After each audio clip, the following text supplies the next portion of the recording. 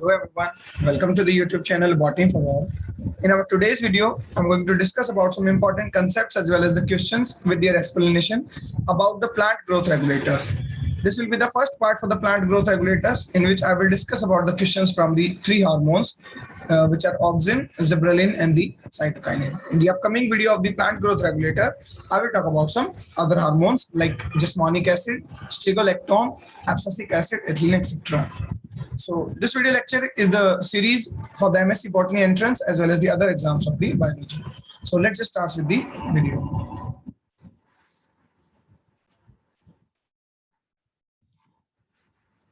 For the detailed explanation of the topics, you can access the various playlists in the plant physiology section. So let's just start with the first question.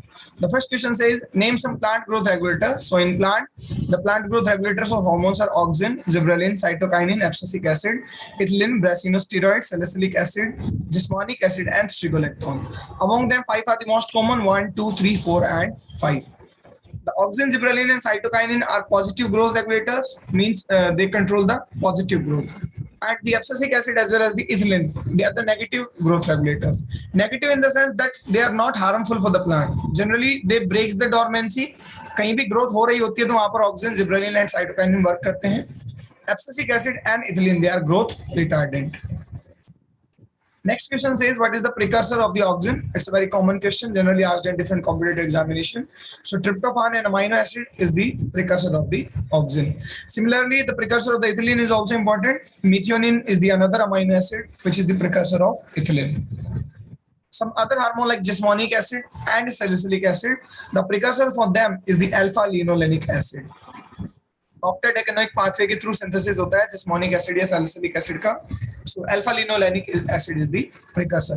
And for rest of the hormones, the IPP, isopentyl pyrophosphate unit, is the precursor. Although the synthesis pathway are generally different, like zebralin का जो है वो terpenoid pathway है.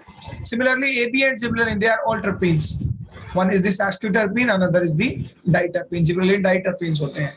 तो इन सभी hormones के ABA, zebralin, cytokinin, brasinosteroid, stegolactone, इन सब के लिए जो प्रिकर्सर मॉलिक्यूल है that is IPP. Precursor generally पूछे जाते हैं बहुत सारे कॉम्पिटिटिव एग्जामिनेशंस में. कुछ क्लोज प्रिकर्सर पूछे जाते हैं, दे आर अल्टीमेट प्रिकर्सर्स. ये सबसे पहली यूनिट है. क्लोज प्रिकर्सर्स डिफरेंट हो सकते हैं. सो सिग्नलिंग सिस्टम की अगर बात करें, नेक्स्ट क्वेश्चन, तो हार्मोन्स की जो सिग्नलिंग होती है वो दो तरह की होती है मेनली प्लांट में. One is the ubiquitin proteasome signalling, in which the inhibitory factor or the inhibitor protein is degraded by the ubiquitin. Detail में यूबिक्विटिन सिग्नलिंग पढ़ना चाहते हैं तो ऑक्सिन पर मैंने एक सिग्नलिंग वीडियो बनाया हुआ है, लिंक मैं डिस्क्रिप्शन में डाल दूंगा, वहां से आप देख सकते हैं. सिमिलरली टू कंपोनेंट सिग्नलिंग जो अनदर टाइप की सिग्नलिंग है, साइटोकाइनिन और इथिलीन में देखने को मिलती है. तो इथिलीन पर भी मैंने सिग्नलिंग पाथवे बनाया हुआ है. In the upcoming time I am also going to make the signalling pathway of all hormones very soon. So till now you can see the auxin as well as the ethylene. So auxin, zebralin, ABA, brasinus, stegolactone, etc. They all undergo the ubiquitin proteasome signaling, and rest of the two hormones, the cytokinin and ethylene, they undergo the modified two-component signaling pathway. So it's also an important concept. केवल दो ही जो है वो two-component signaling से करते हैं, cytokinin and ethylene. Otherwise, all the hormones undergo the ubiquitin proteasome signaling pathway. Next question says the auxin is discovered in. So auxin was discovered in Avena sativa plant by the scientist F.W. Wendt in 1928. The bioassay of the auxin was also same. उन्होंने experiment किया था Avena sativa यानी कि oat plants पर. So it was discovered in the 1928. It was the first officially discovered hormone, the auxin. The protonated form of the auxin is IAAH. Apoplast area में exist करती है. दो sales के बीच में जब ऑक्सिन का ट्रांसपोर्ट होता है तो इनफ्लक्स प्रोटीन्स भी हैं और इफ्लक्स प्रोटीन्स भी. वो प्रोटीन जो ऑक्सिन को बाहर निकालते हैं वो इफ्लक्स प्रोटीन है. वो प्रोटीन जो ऑक्सिन को एक सेल से दूसरी सेल में अंदर आने के लिए मदद करते हैं वो इनफ्लक्स प्रोटीन्स हैं. तो सेल के दो एनवायरनमेंट होते हैं, apoplast as well as the symplast. So basically apoplast area में जो ऑक्सिन पाया जाता है that is protonated form. Symplast area में यानी कि सेल के अंदर जो ऑक्सिन पाया जाता है वो प्रोटोनेटेड फॉर्म या आयनिक फॉर्म में पाया जाता है, जहां pH 7 मेंटेन रहता है. डिटेल में ट्रांसपोर्ट के अंदर आप इस चीज को पढ़ सकते हैं. This is also another important question. Influx transporter जो है अंदर लाने के लिए ऑक्स1 एक ट्रांसपोर्टर है, एक प्रोटीन है जो इनफ्लक्स का काम करते हैं. सिमिलरली ईफ्लक्स के लिए ट्रांसपोर्टर है like PIN one, like ABCB. These are the efflux protein. Mainly pin होता है, pin 1, 2, 3 कई तरह के pin protein है. Most important is pin 1. So it is a efflux protein. Another important question is that the inhibitor of the auxin polar transport. Auxin के polar transport का जो inhibitor है, that is commonly TIBA, the 2,3,5 triiodobenzoic acid, as well as NPA, the nephethylthalamic acid. So both of them inhibit the pin protein. Means both of them inhibit the efflux transporter. टीबा भी और NPA भी दोनों ही ई-फ्लक्स transporter यानी कि pin के inhibitor हैं. एक और इनहिबिटर है जो ऑक्स1 का यानी इनफ्लक्स ट्रांसपोर्टर का इनहिबिटर है. देयर इज अ डिफरेंट, ये ई-फ्लक्स प्रोटीन के है पिन के, टीबा एंड एनपीए, और जो एनओए है नेपेथॉक्सी एसिटिक एसिड, ये इनहिबिटर है ऑक्स1 का यानी कि इनफ्लक्स प्रोटीन का. So this is also important. TIBA तो बहुत बार पूछा गया है, काफी सारे कॉम्पिटिटिव एग्जामिनेशन में पूछा जाता है.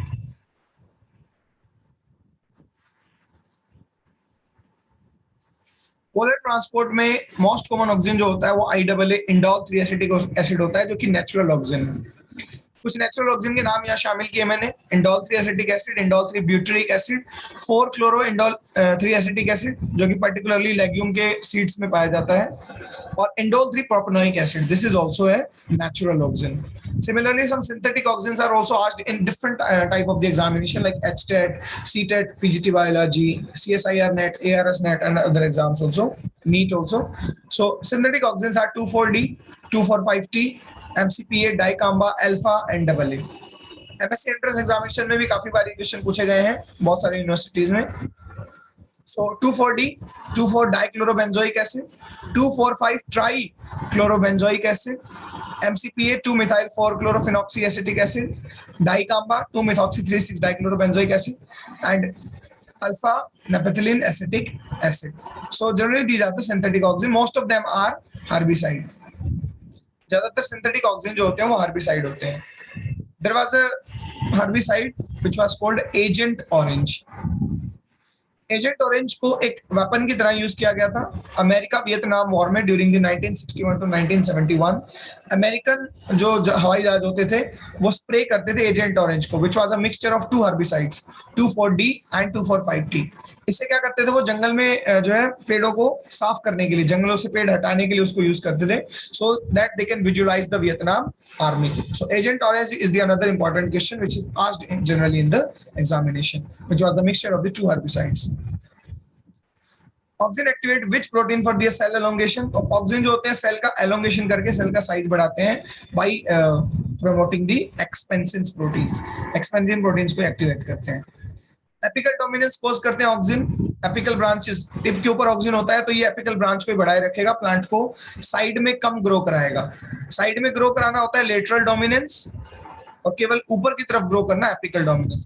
तो ऑक्सिन एपिकल डोमिनेंस को प्रमोट करता है और लेटरल को सप्रेस करता है, जबकि साइटोकाइनिन में उल्टा हो जाएगा.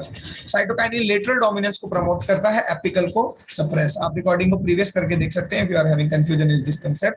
So the next question is that lateral dominance is caused by the cytokinin. तो lateral cytokinin प्रमोट करता है.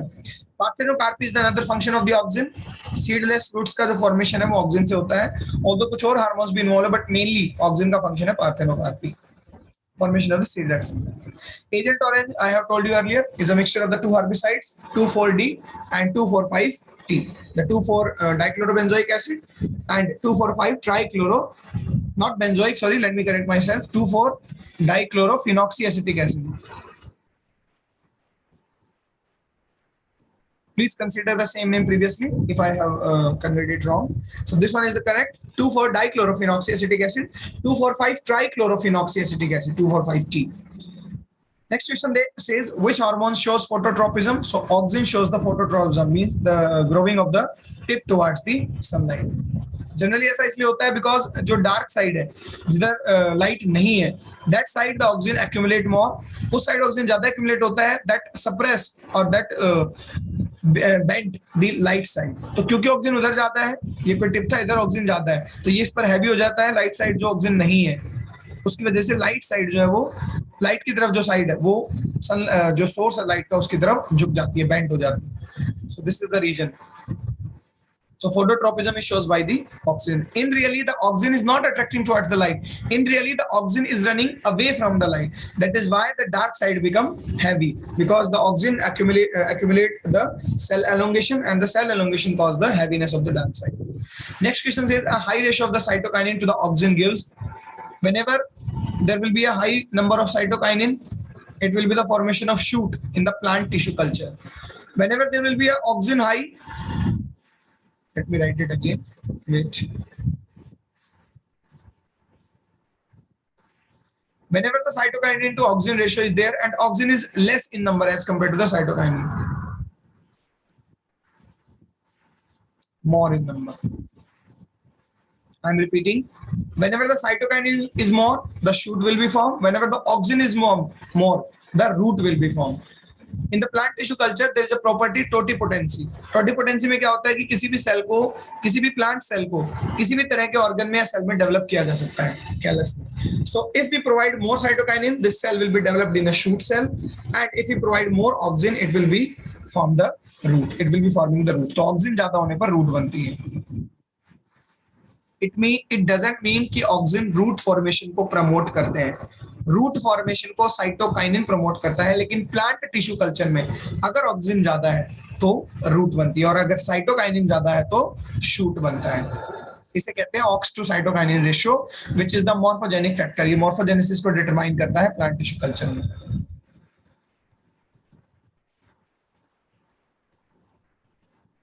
The next question says oxygen promotes the formation of, so it promotes the formation of ethylene by activating the Yang cycle. Yang cycle से ethylene बनता है, उसको ही promote करता है.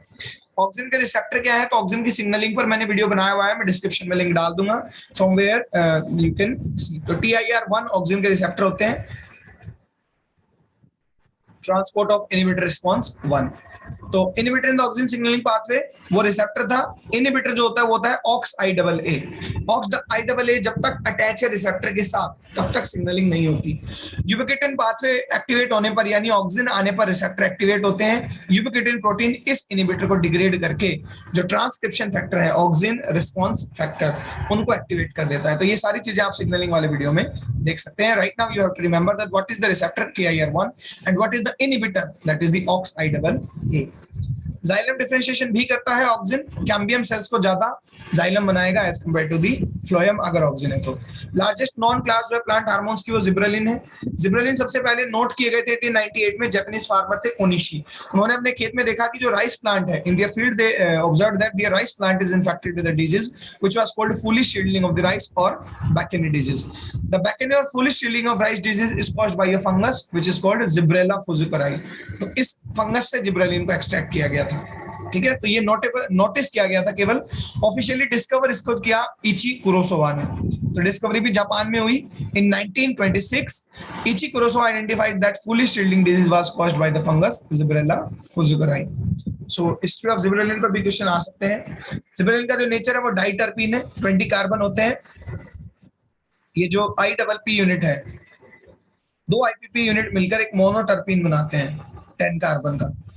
वो हेमिटर्पीन है, मोनोटर्पीन में 10 कार्बन होते हैं, सेस्क्यूटर्पीन में 15 कार्बन है और डाइटर्पीन में 20 कार्बन है. तो जिब्रेलिन में 19 कार्बन होते हैं, एंटकाउरिन में. उसके बाद जो एक्टिव जिब्रेलिन है उसमें 19 कार्बन होते हैं. So it is a diterpene. Which form of the gibberellin is most common among all the organisms? So there is one form GA3 which is also called gibberellic acid. सभी gibberellin gibberellic acid नहीं है. Commercial gibberellin जो आते हैं जिसकी वजह से stem की हाइट बढ़ाई जाती है, स्टेम पर जिब्रेलिन स्प्रे कर दीजिए, स्टेम एलोंगेशन होने लगता है, क्योंकि ये सेल डिवीजन नहीं कहेंगे, सेल्स के अंदर एलोंगेशन करा के उनकी ग्रोथ कराता है, नॉट सेल डिवीजन. ऑक्सिन भी और जिब्रेलिन भी सेल का एलोंगेशन कराते हैं. ठीक है, जिब्रेलिन मेनली स्टेम एलोंगेशन कराता है, तो आर्टिफिशियली स्प्रे किया जाता है जिब्रेलिक एसिड, जिसे GA3 भी कहते हैं. यही सबसे ज्यादा पाया भी जाता है, क्योंकि gibberellin is not found only in the plants. Gibberellin fungus में भी होता है, बैक्टीरिया में भी हो सकता है. बायोएक्टिव जिब्रेलिन जो उनमें कितने कार्बन होते हैं? तो उनमें 19 कार्बन होते हैं. ये भी क्वेश्चन आता है काफी बार. इनएक्टिव में 20 होंगे. सिंथेसिस ऑफ जिब्रेलिन जो वो 3 ऑर्गेनेल्स में कंप्लीट होता है, प्लास्टिड में, ER में और साइटोसोल में. प्रिकर्सर जो होता है जिब्रेलिन का, वो देखिए 10 कार्बन का डाइमिथाइल अलाइल पायरोफॉस्फेट हो सकता है, जिरेनाइल जिरेनाइल पायरोफॉस्फेट 20 कार्बन का ये भी हो सकता है, या एंट काउरिन भी हो सकता है। जस्ट प्रिकर्सर तो एंट काउरिन है, एंटी काउरिन के जस्ट बाद जिब्रेलिन बनते हैं। ओके, उससे पहले पाथवे में, क्योंकि अल्टीमेटली IPP से स्टार्ट होता है, IPP में दूसरा IPP कंडेंस होने पर जो है ये डाइमिथाइल अलाइल पायरोफॉस्फेट बनाते हैं, फिर ये सेस्क्विटर्पीन बनाते हैं, उसके बाद 20 कार्बन जिरेनाइल जिरेनाइल पायरोफॉस्फेट बनाते हैं। तो काफी सारे प्रिकर्सर हो सकते हैं। अल्टीमेट प्रिकर्सर IPP है, मैंने लेक्चर के स्टार्टिंग में भी बताया था, और जस्ट प्रिकर्सर जो है वो एंट काउरिन है। GA2 ऑक्सीडेज एक एंजाइम है जो इनहिबिट करता है जिब्रेलिन की सिंथेसिस को, यानी ये जिब्रेलिन को बनने नहीं देगा। GA2 ऑक्सीडेज अब ये नहीं बनने देगा, तो जितने भी फंक्शन है जिब्रेलिन के उनको भी ये इनहिबिट करता है। तो GA3 और GA1 को भी ये इनहिबिट करेगा जो प्रमोटर है। तो GA2 ऑक्सीडेज अगर होगा तो जिब्रेलिन का कोई भी फंक्शन काम नहीं करेगा, इट मींस स्टेम एलोंगेशन भी नहीं होगा। तो कई बार पूछा जाता है GA2 oxidase inhibit, so it inhibit stem elongation also as well as the all the functions of the gibberellin, so it is a inhibitor of gibberellin signaling or pathway। GA2 oxidase के की तरह GA3 oxidase एक और protein है, एक enzyme है, but it promotes the activity of the gibberellin, उससे उल्टा काम करता है। It promotes the activity of the gibberellin whereas GA2 oxidase was suppressing the activity of the gibberellin. तो अगर GA3 ऑक्सीडेज नहीं है तो डॉर्फिज्म होगा, क्योंकि GA3 ऑक्सीडेज जिब्रेलिन को प्रमोट करता, जिसकी वजह से स्टेम का एलोंगेशन होता। अब GA3 नहीं है तो डॉर्फिज्म रहेगा, GA2 ऑक्सीडेज होने पर भी डॉर्फिज्म रहेगा क्योंकि वो इनहिबिटर है। जिब्रेलिन के कुछ इनहिबिटर्स हैं, अलग अलग कैटेगरी के होते हैं। आने वाले लेक्चर्स में मैं इसके बारे में वीडियो बनाऊंगा इनहिबिटर्स के ऊपर। Right now you can remember the things: cycocel, ancymidol, paclobutrazol, AMO1618, phosfon D, कैटसाइक्लेसिस, प्रोएक्साडियोन और क्लोरोमेक्यूट क्लोराइड CCC, ये कुछ इनहिबिटर हैं जो जिब्रेलिन के इनहिबिटर हैं। इनहिबिटर के जिब्रेलिन सिग्नलिंग के जो इनहिबिटर हैं वो होते हैं मेनली डेला प्रोटीन्स।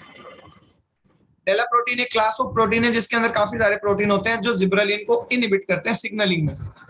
वो केमिकल्स हैं जो डायरेक्ट जिब्रेलिन को इनहिबिट करेंगे, ये जिब्रेलिन की सिंथेसिस यानी सिग्नलिंग को, नॉट सिंथेसिस, सिग्नलिंग को इनहिबिट करते हैं डेला प्रोटीन्स। तो डेला बना कैसे है? डेला बना है single letter code of amino acid से। एक प्रोटीन मोटिफ है डेला, जिसमें डी का मतलब है D is single letter code for aspartate, E is single letter code for glutamate, L is single letter code of amino acid for leucine, again है leucine, and A for alanine. तो amino acids के single letter code होते हैं उनके according. एक protein motif थी जिसमें ये अमीनो एसिड थे, तो उसको नाम दे दिया डेला। अब डेला में कई तरह के प्रोटीन हैं जो इनहिबिट करते हैं जिब्रेलिन को, यानी जब जब डेला अटैच रहेगा किसी सेल के अंदर या डेला एक्टिव रहेगा रिसेप्टर के साथ, तब तक जिब्रेलिन की सिग्नलिंग नहीं हो सकती। जिब्रेलिन आने पर डेला इनएक्टिव हो जाते हैं और काम होने लगते हैं।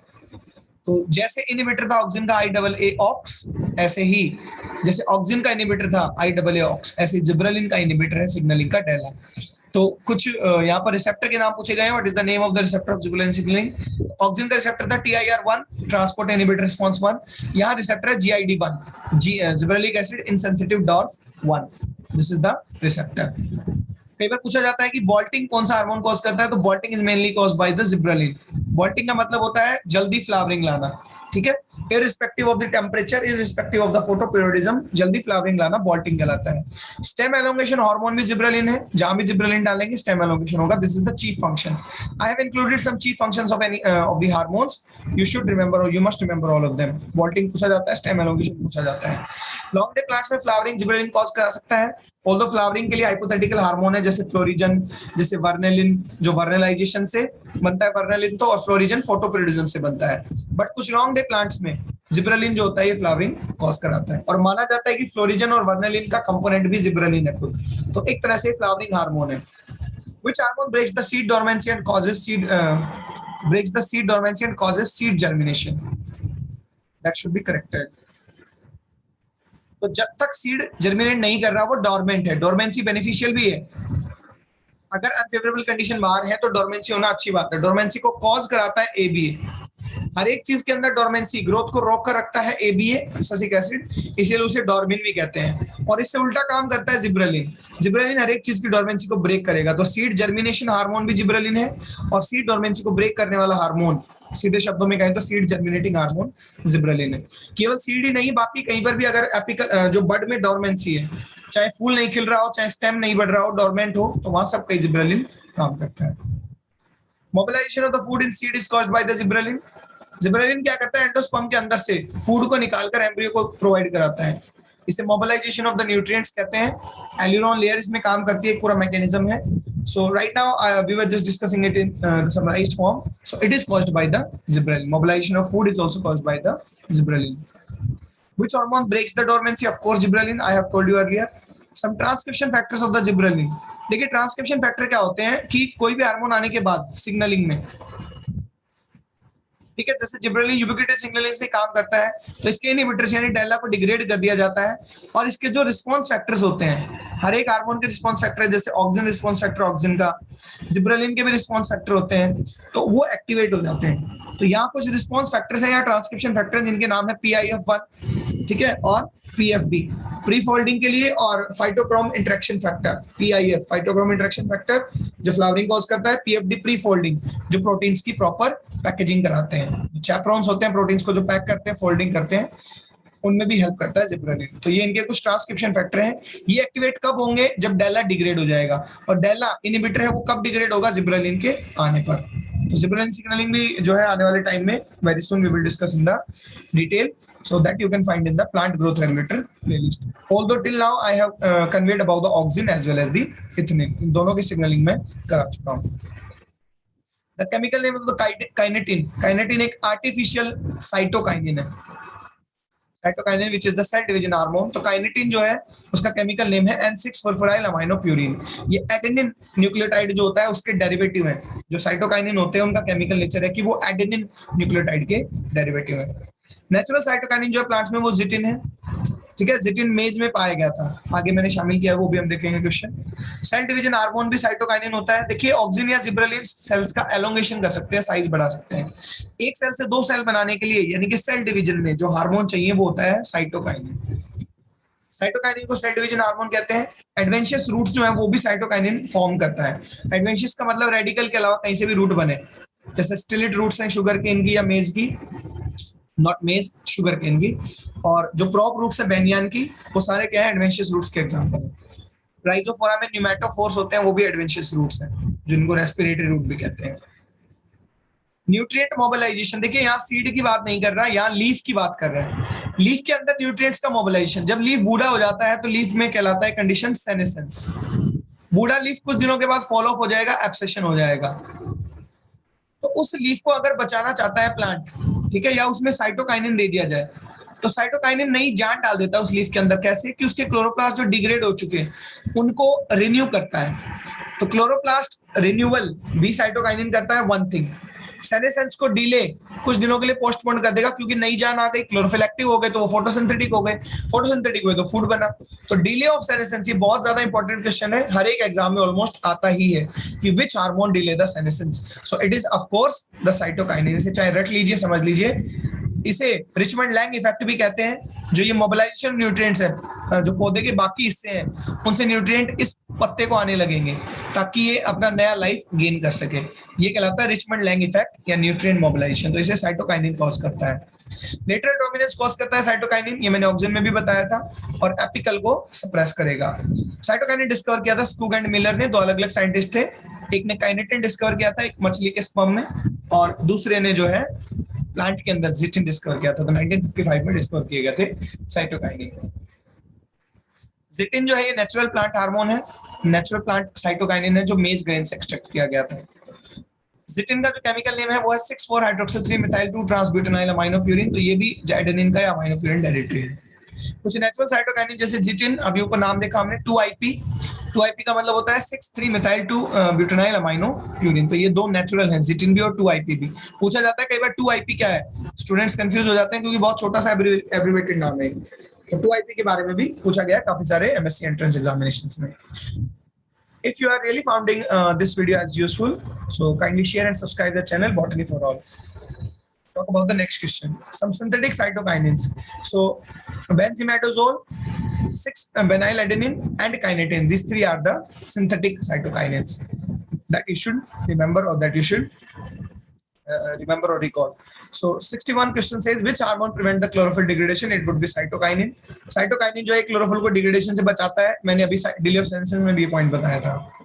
साइटोकाइनिन इनहिबिट करते हैं BRC1 जीन को जो सिंथेसाइज करता है स्ट्रिगोलैक्टोन को. तो क्योंकि BRC1 जीन इनहिबिट हुआ है इसीलिए साथ ही साथ स्ट्रिगोलैक्टोन का फॉर्मेशन भी इनहिबिट करते हैं साइटोकाइनिन. जो साइटोकाइनिन की सिग्नलिंग है वो भी 2 कंपोनेंट सिग्नलिंग है, मॉडिफाइड 2 कंपोनेंट सिग्नलिंग इथाइलिन के जैसा. इसके बारे में भी हम आने वाले लेक्चर्स में बात करेंगे. Right now you can just remember that it undergoes the signaling via modified 2 component signaling. Generally MSc entrance examination तक signaling के रिसेप्टर या ये सब पूछा जाता है बेसिक डिटेल्स. CSIR नेट में बहुत डिटेल में पूछ सकते हैं एग्जैक्ट रिसेप्टर का नेम या और भी जो डिटेल थिंग्स हैं सिग्नलिंग के बारे में. रिसेप्टर जो होते हैं साइटोकाइन सिग्नलिंग के वो CRE1 होते हैं, साइटोकाइनिन रिस्पांस 1. अरेबिडोप्सिस के अंदर रिसेप्टर के नाम है Arabidopsis histidine kinase AHK. Arabidopsis histidine kinase 2, 3, 4 AHK2, AHK3, AHK4 ये अरेबिडोप्सिस प्लांट के रिसेप्टर्स हैं. प्लांट रिसर्च में अरेबिडोप्सिस जो है वो मॉडल प्लांट है, उसके ऊपर बहुत सारी रिसर्च की जाती है, इसलिए ज्यादातर चीजें उसी से आते हैं. रिसेप्टर जो होते हैं साइटोकाइनिन सिग्नलिंग के उनके अंदर जो है साइटोकाइनिन बाइंडिंग एक डोमेन होती है जिसे चेज डोमेन भी कहा जाता है. So it was all about some hormones like auxin, cytokinin, and gibberellin. Hope you would find this video useful and it will be helpful for the several examinations in which plant physiology is a subject. So thank you very much. Have a nice day. That is all for today. Good time.